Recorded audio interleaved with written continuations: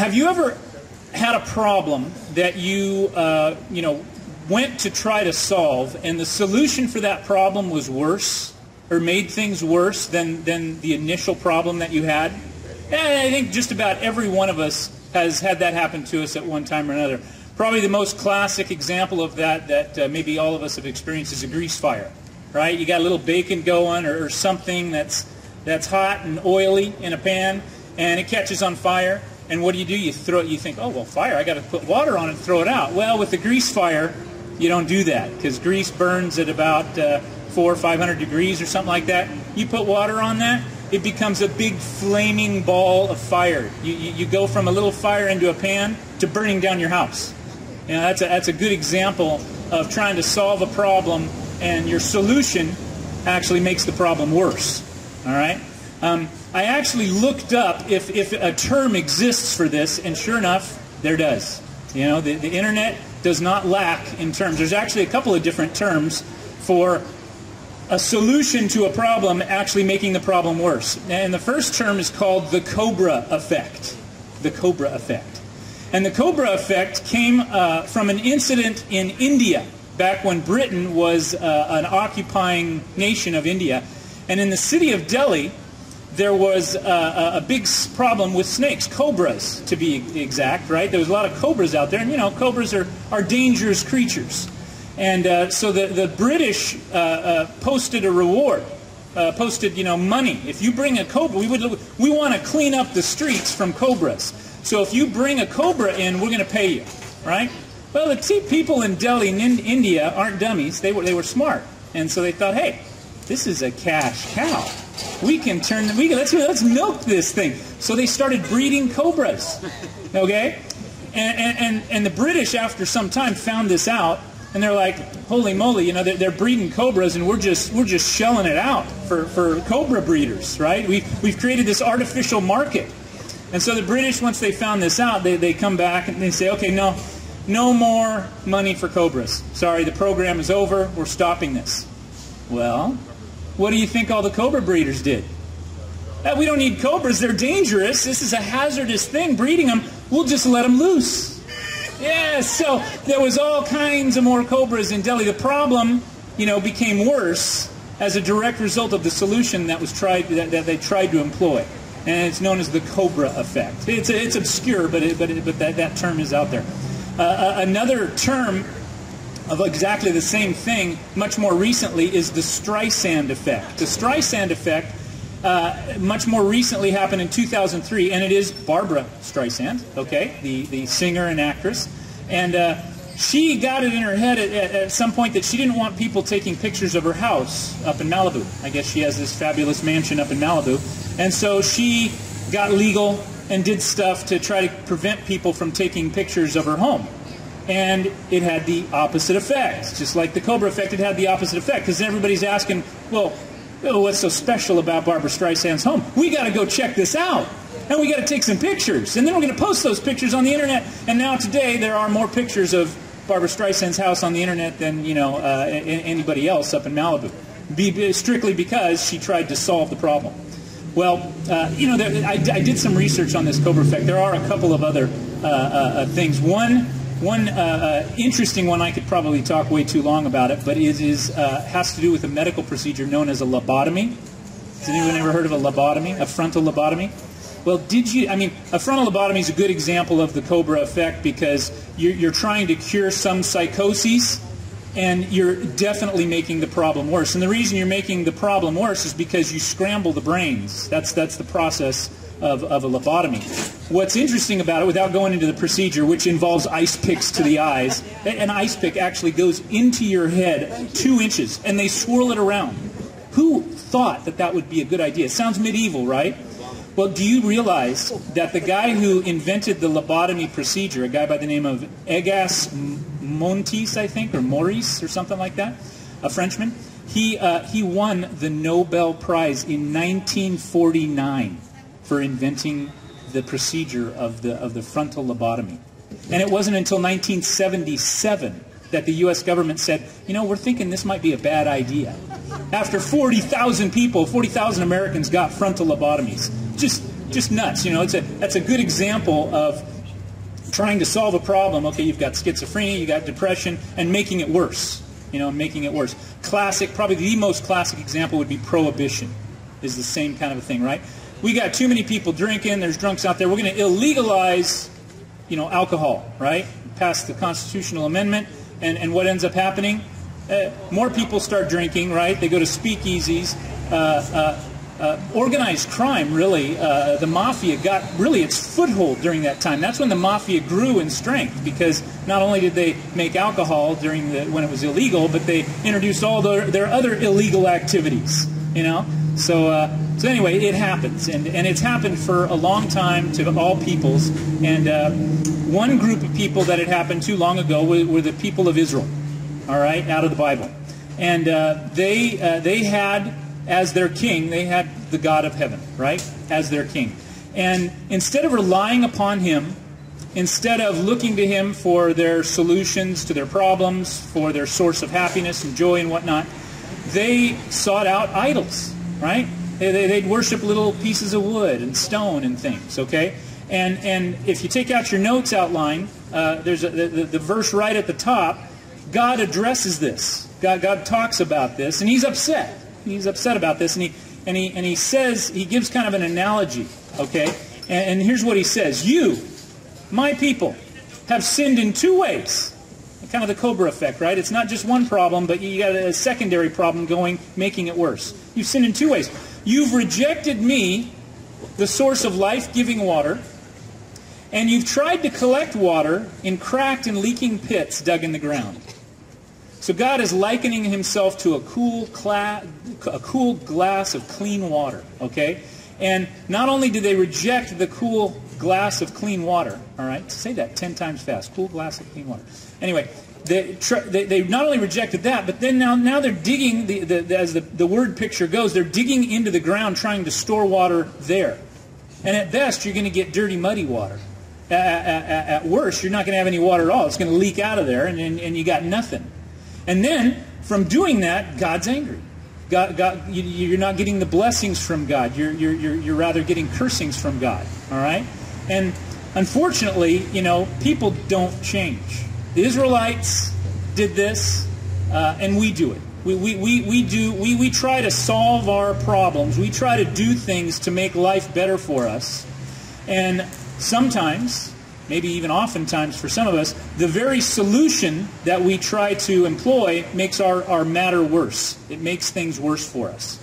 And as we go through our sermon series on joy, choosing joy, I find that there are a lot of things that we do to try to gain joy, to try to have joy in our lives. And the things that we do actually rob us of joy. It actually makes the problem worse. Okay? It's the Cobra effect. It's the Streisand effect to our own joy. So we're going to look today at sources, false sources of joy.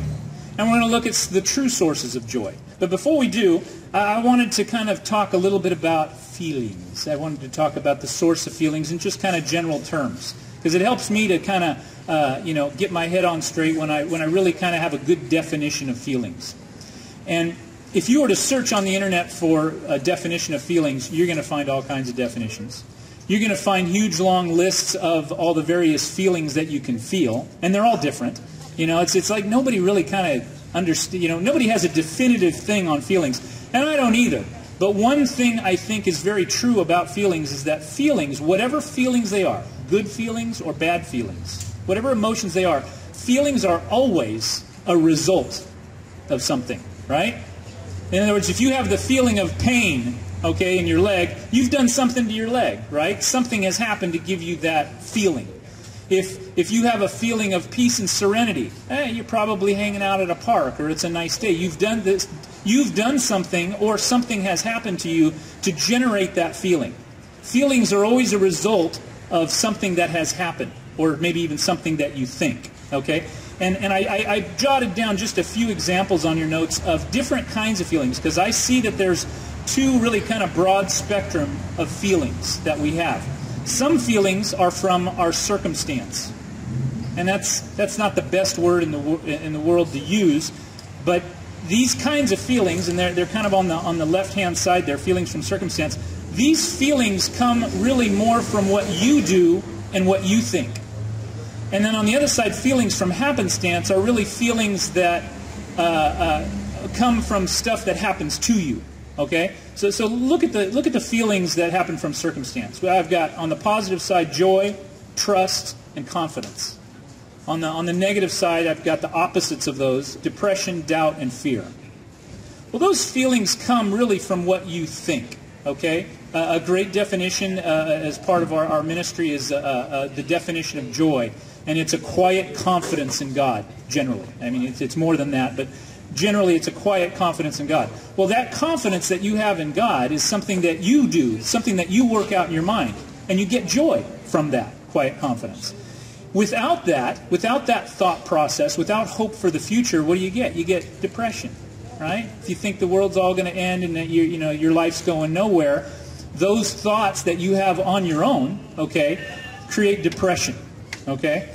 Same with trust and doubt. If I have a chair, all right, I'm going to investigate this chair to sit down, and I'm either going to trust it based on what I've discovered and what I think about the chair, and I'm going to sit in it because I trust it, or I'm not going to trust it based on what I think about the chair. So see, those emotions all happen based on, we get those feelings based on what we think and what we observe. Same with confidence and fear. If I go out for a job interview, I'm either going to have confidence because I have prepared, or I'm going to be fearful. I'm going to be afraid. I'm going to be scared. I'm going to blow it because I haven't prepared, maybe. All right? On the other side of the thing are feelings from happenstance, as I call them. And feelings from happenstance are really feelings that you get because of what has been done to you or what has happened to you. The first pair of opposites are happy and sad. Get it? Happy, happenstance? Get it? Happy, I can be happy if somebody does something nice to me. Somebody gives me $100, I'm happy, right? Somebody steals my stuff, I'm sad. Something's happened to me and it has generated those emotions. Peace and anger. I can sit down with a friend and have a cup of coffee. You can invite me out for coffee or something. I can be, at peace because of what has happened to me. Or I can be angry because he's kicked me in the shins and stolen my money and run away. I can be angry at that. Pain and pleasure. Somebody can sock me in the jaw and I can have pain, something that they have done to me, and I get this feeling of pain. Or they can give me a cupcake, and I got feelings of pleasure, right? I'm going to eat that thing. It's going to be great. So that's the general idea. And as we look at joy, okay, joy, if you're following me here on this, joy really comes from what you think and what you believe. It's a result of what's going on in your own head. And it's a result of what you do. Okay, in relation to people, in relation to God, what you're doing with your life. Okay, so let's look at some false sources of joy. I got 4 of them listed out here. We got people, places, possessions, and position. All right. Sometimes we're lacking joy, we're a little depressed, and we're like, hey, I need some company. Well, that might work for a little while. All right, to go visit with some folks, but people come and go. People can be nice, and then they can be kind of hurtful and mean. And to try to get a lasting sense of joy from people just doesn't work out. The same is true with places. It's interesting. I've talked to a few people that are part of Alcoholics Anonymous, and they have this saying. I love this saying.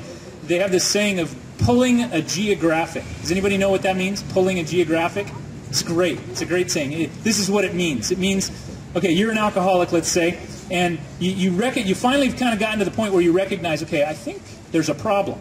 Not that I have a problem, but I think there is a problem. And it isn't that I'm consuming, huge quantities of alcohol all the time, every day. The problem is where I'm at. It's the place that I'm at. And since that's my problem, I'm going to leave and go find a new place. And so they go find a new place and they pull a geographic. And it never works in that situation, because what's the real problem? The real problem is the huge amounts of alcohol that you're downing every day. And when you go to that new place, you're still downing the huge amounts of alcohol, and you still have the same problems. But in that case, it's just like the Cobra effect I mentioned. You potentially have made matters worse, right? You've left maybe people who love you, who are trying to help you, out of your addiction, and you've left them. So you not only are continuing with your problem of alcoholism, your problem's made worse because you've left the resources and trusted people that are trying to help you. So that's places. The other two, possessions and position. I don't have to say much here, I don't think. I mean, we all know that possessions don't bring joy. I mean, having nice stuff is nice. Having a nice position is nice. Being important or being the boss or being famous. You know, those have their perks. But again, those are fleeting things. They don't last. Possessions can be taken away. Position can be taken away. You can be removed from your place. People can walk out on you. All right? So the big problem with these things, and the reason they're false sources of joy, is they don't last. And when I talk about joy, I talk about something that is lasting, something that you can experience perpetually, something that doesn't just come and go. And the reason you can experience perpetually is because joy is dependent upon you and what you do. No one can take your joy from you. The only way you can lose joy is by giving it away. So let's look at some true sources of joy. As I was preparing for this and studying, I realized, you know, I've been studying a book for the past a couple of months, actually, that has as its direct purpose of writing is so that we may have joy, and it's the epistle of 1 John, and the kind of the very first one of the very first verses right there, kind of under the introduction to this letter that John writes. He says this. It's down at the bottom of your outline. He says, "That which we have seen and heard we declare to you." He's speaking of Christ. "That which we have seen and heard we declare to you, that you also may have fellowship with us. And truly our fellowship is with the Father and with His Son, Jesus Christ. And these things we write to you, that your joy may be full." So John writes this book, and the whole purpose of this book, the whole idea, the overarching reason, and there were other reasons that he wrote the book of 1 John, but the overarching reason is so that your joy may be full. Okay, so it's an open letter. So whoever's reading this thing, he's writing it so that your joy may be full. So do you think that might be an important little book out of the Bible to read? It's just a little book, 5 chapters, might take you 20 minutes to read, if that. But the whole point of the book is so that your joy may be full. So let's look at a couple things. If you flip over your outline, I've identified kind of 3 big things, I think, out of the book that give you joy, or that can give you joy. All right, if you do them, and these are things that you're in control of. All right. Number 1, joy comes from fellowship with God and with the brethren.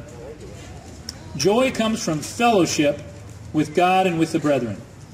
And the verse there says, it's 1 John 3:14 says, "We know that we have passed from death to life because we love the brothers. The one who does not love remains in death." All right? That's how we know. Now, fellowship, unfortunately, that word in today's culture has morphed a little bit in meaning. You know, oftentimes when we talk about fellowship, we talk about just getting together and having a party, sharing a meal or something. You know, we just talk about being with one another in a kind of a family-friendly or party kind of a setting. The word fellowship in the Bible, it's koinonia. It actually means a lot more than that. It really means partnership, is the best way I can use to describe it. It means, going along on the same lines with somebody, agreeing with somebody, traveling on the same thing. So it obviously includes getting together. It obviously includes communion. But the overarching definition for fellowship is being on the same page. Maybe that's another way to put it. Being on the same page. So joy comes from being on the same page with God and with His family. The brethren, as John puts it here. Joy comes from that. So when you're on the same page, when you have the same mind as God, having the mind of Christ, right? When you're in agreement with all the brothers and sisters of Christ, you have joy from that. That's a source of joy. But that's something that you choose to do. And no one can take that away from you. How they can take away people, how they can take away possessions and stuff. They can't take this away from you. I can be in jail separated physically from you and still have fellowship with you because I'm on the same page as you are. I'm participating with you. I'm still partnering with God. I can be physically apart, but I can still have that fellowship. That's the kind of fellowship that John is talking about here. So that's one. The second thing is that joy comes from keeping God's commands. Joy comes from keeping God's commandments. And in 1 John 2, 4 and 5 it says, "He who says, 'I know him,' and does not keep his commandments is a liar, and the truth is not in him. But whoever keeps his word, truly the love of God is perfected in him. By this we know that we are in him." All right? So joy comes from keeping God's commandments. Now, I need to mention something here about keeping God's commandments. And this is a little bit of, what shall I call it? This is a little bit of something that I'm not 100% sure about. But I'm close. I'm close. I believe, and check this out and get back to me. Study the Scriptures for yourself, okay, to see if these things are not true.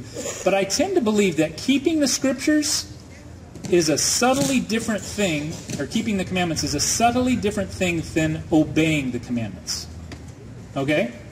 And here's kind of the idea. When you keep a commandment, you agree with it, right? I'm buzzing down the freeway, and I agree with the sign that says 65 miles an hour. I say, yeah, that's a good idea. I agree with it. I keep that commandment.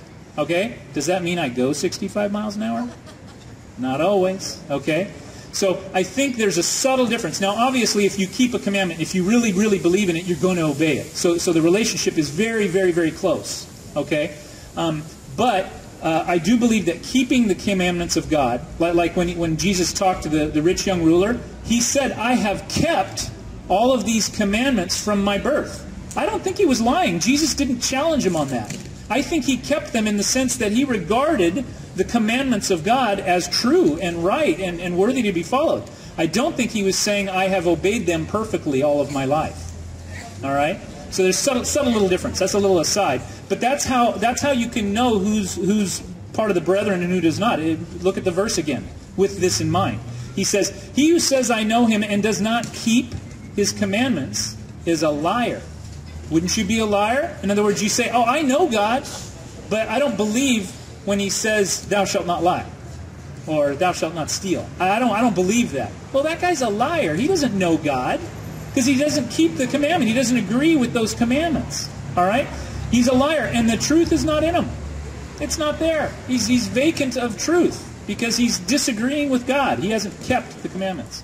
So anyway, keeping the commandments and obviously obeying them, joy comes from that. When you do that, you get joy. All right? So number 3, joy comes from rejecting the lies of the world. Joy comes from rejecting the lies of the world. And the verse there says, "Do not love the world or anything in the world. If anyone loves the world, the love of the Father is not in them." That verse goes on to say, I don't have it printed here, but it goes on to say that all that is in the world, the lust of the flesh, the lust of the eyes, and the pride of life, those are the things that are in the world. Wanting, lusting, pride, thinking more of yourself than you are. Those are the things to reject of the world. All right? Those are the things to say, no, I'm not going to go there. I'm not going to value the same things that the world's culture values. And when I do that, when I value what the world values, I don't get joy, I get depression. Right? Because what are some of the values of the world? A big one, there is no God. Right? Our culture right now says that. Yeah, there's no joy in that. There's no hope for the future when you don't believe in God. Oh, joy comes when you know that there is a God and that He has a plan for you. And then he goes on to say in 1 John 4:6, he says, "But we belong to God," speaking of himself and the other apostles. "We belong to God, and those who know God listen to us. If they do not belong to God, they don't listen to us. That is how we know if someone has the spirit of truth or the spirit of deception." All right? So those are the 3 things that bring us joy. We get joy from fellowship with the brethren and with God, from keeping His commandments, and from rejecting the world's value system. Now I want you to notice something about each one of these verses here, under each one of these points. It says, we know, circle know, we know that we have passed over from death to life because we love the brothers. See, that's something that we know. It's something we get into our head. We know that we've passed from death to life. We have eternal life. Number 2, but whoever keeps His word, truly the love of God is perfected in him. By this we know Circle know again. We know that we are in Him. In other words, we're with God. We're on the same page with God. The last one. But we belong to God, and those who know God listen to us. If they do not belong to God, they do not listen to us. That is how we know if someone has the spirit of truth or someone has the spirit of deception. Have you ever wondered, how can I know if somebody's lying or if they're telling the truth? How can I know? Well, you can know that by knowing if they reject the Word of God. You know, that's the us here. We belong to God. If they reject the apostles' teaching, if they reject that, then they're the spirit of deception. They're the spirit of error. If they agree with the revealed Word of God, which is the apostles' teaching, then they're the spirit of truth. You can know the spirit of truth and the spirit of error. And you can know it simply by listening to the teaching of God. And all these things that you know that you have eternal life, you know that you're connected with God, you know the difference between the spirit of deception and the spirit of truth. All these things bring you joy. All of them. They all bring you joy. And they're all things that cannot be taken away from you. Right? How can they take away your knowledge of the truth? How can they take away your choice to be connected to the brethren? They can't. Now, back to the false sources of joy. Can people be taken away from you? Absolutely. Can places be taken away? Can possessions? Can position? Yeah, those things can be taken away. And oftentimes, when you try to look for those sources of joy, you actually end up kind of in a worse place, I think. That's been my experience. I look for those sources of joy, and then they're taken away from me. And I experience the Streisand effect, or the Cobra effect, right? My situation at the end is worse than it was at the beginning. All right? So one last verse, and I'll close with this. At the very bottom of your outline, I copied down a reference that's from the Apostle Paul, another apostle. Okay? And he got it right. He had joy. And here's what he said. And this is the neat thing about joy, other than happiness or these other kind of feelings that kind of come and go with your happenstance, okay? And he says this, I know how to live in poverty or prosperity. No matter what the situation, I have learned the secret of how to live when I'm full or when I'm hungry, when I have too much or when I have too little. I can do everything through Christ who strengthens me. See, he had it. He had joy. It's like, hey, it doesn't matter. It doesn't matter whether I have a lot or whether I have a little, because I have joy. I have joy from fellowship with the brethren. I have joy from keeping God's commandments. I have joy from rejecting the lies of the world. Try those things out. Do those three things.